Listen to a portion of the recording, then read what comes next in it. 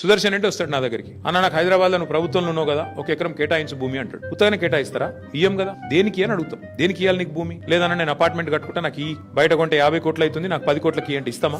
2023 అక్టోబర్లో బీఆర్ఎస్ ప్రభుత్వం కేటీఆర్ గారి మినిస్ట్రీ నుంచి 5 ఎకరాలకు చేంజ్ ఆఫ్ ల్యాండ్ యూజ్ ఇచ్చింది.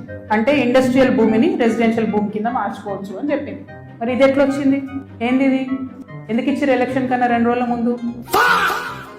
మరి 9,292 ఎకరాల్లో ఒక 7,000 ఎకరాలు ప్రభుత్వం వెనకకి తీసుకొని ఇల్లు కట్టి, పార్కులు కట్టి, బ్రహ్మాండంగా శ్మశాన వాటికలకు జాగలి ఇవ్వడం వద్దంటుండా? ఇవాళ గవర్నమెంట్, కాంగ్రెస్ గవర్నమెంట్ అంటారు కదా మీరు గిల్ట్ పాలసీ పెట్టి దారాదత్తం చేస్తున్నారని. డిస్టిలరీ భూములు అమ్మినరా? లీజ్కి ఇచ్చిన భూములు, లీజ్కి ఇచ్చిన భూములలో ప్రజలకు డబుల్ బెడ్రూమ్ ఇల్లు కట్టియాలి, హాస్పిటల్ కట్టాలి, స్కూళ్లు కట్టాలి. ఇండస్ట్రీ తీసేస్తే ప్రైవేట్ వ్యక్తులకు ఎట్లా అమ్మిండ్రు? దాని మీద సంతకం పెట్టింది ఎవరు? కేటీఆర్ గారు కాదా?